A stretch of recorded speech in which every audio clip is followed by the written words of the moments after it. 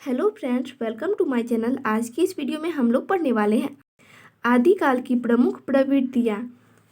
आदिकालीन साहित्य में मुख्यतः निम्नलिखित 3 प्रवृत्तियाँ दिखाई देती हैं। पहली जो प्रवृत्तियाँ हैं वो है वीर गाथात्मकता, दूसरी धार्मिकता और तीसरी जो प्रवृत्तियाँ हैं वो है श्रृंगारिकता।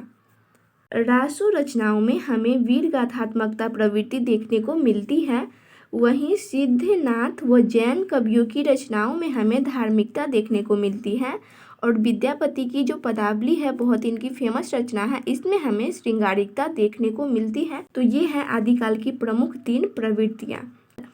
तो अब हम देखेंगे राजाश्रित साहित्य यानी कि रासो साहित्य। रासो साहित्य की विशेषताएं कौन कौन सी है इसके बारे में अब हम चर्चा करेंगे।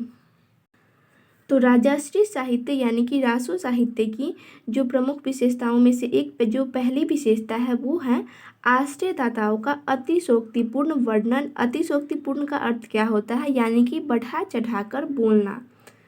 अगली जो विशेषता है वो है अंगी रस वीर सहायक रस का प्रयोग।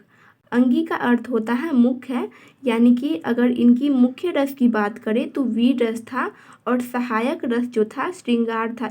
इसका तात्पर्य क्या है फ्रेंड्स, जब राजा युद्ध लड़ने को जाते थे तो ये वीर रस का प्रयोग करते थे और उसकी रचनाएं भी करते थे ये सभी, और साथ ही साथ युद्ध भी लड़ने जाते थे।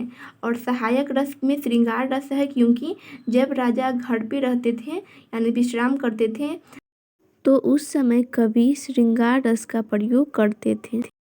अगली विशेषता है युद्धों का जीवंत वर्णन। ये सभी युद्धों का जीवंत वर्णन करते थे, क्योंकि ये राजा के साथ युद्ध लड़ने जाया करते थे, इसलिए ये खुद की आंखों से देखते थे, जिससे अपनी रचना में बहुत ही जीवंत वर्णन कर पाते थे युद्धों का। अगली जो विशेषता है वो है सामंती समाज संस्कृति का यथार्थ चित्रण। सामंती अर्थात बड़ा जमींदार। उस समय में वही होता था कि बड़े बड़े जमींदार होते थे, उसके यहाँ बहुत सारे जो लोग होते थे वो काम करते थे।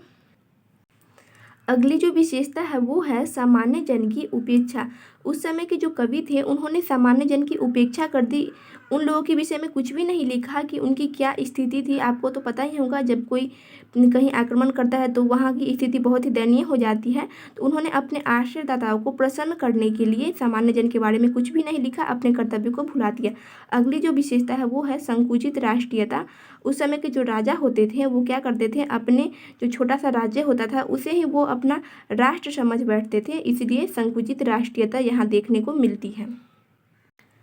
अगली जो विशेषता है वो है ऐतिहासिकता की अपेक्षा काल्पनिकता। इस काल के जो कवि थे उन्होंने ऐतिहासिकता की अपेक्षा काल्पनिकता भर दी थी अपनी रचनाओं में, जिस वजह से ही तो पृथ्वीराज चौहान वगैरह की जो रचना है उसे ऐतिहासिक रचना नहीं माना गया। उसके बाद जो अगली विशेषता है वो है शिल्पगत वैशिष्ट्य। शिल्पगत वैशिष्ट्य में आता है भाषा का साहित्य। डिंगल और पिंगल। डिंगल भाषा में वहाँ युद्धों का वर्णन और पिंगल भाषा में श्रृंगार का वर्णन लिखा जाता था। डिंगल भाषा कौन कौन सी भाषा से मिलकर बना है, तो ये अपभ्रंश और राजस्थानी भाषा के मिलने से डिंगल भाषा बनता है, और पिंगल भाषा अपभ्रंश प्लस ब्रज प्लस राजस्थानी तीनों के मिलने से पिंगल भाषा बनता है। उसके बाद अगली जो विशेषता देखी जाती है वो है छंद वैविध्य। इस काल में बहुत ही तरीके के छंद देखने को मिलता है, जैसे कि दोहा, रोला, सोरठा, बहुत सारे छंद हमें देखने को मिलता है। अगली जो विशेषता है वो है प्रबंध व मुक्तक काव्य।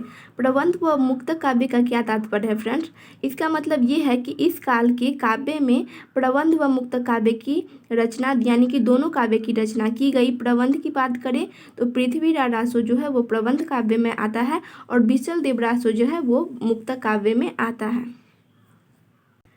तो आज की इस वीडियो में इतना ही फ्रेंड्स। वीडियो इन्फॉर्मेटिव लगी हो तो वीडियो को लाइक करें, अपने फ्रेंड के साथ शेयर करें एंड चैनल को सब्सक्राइब करें। Thanks for watching this video.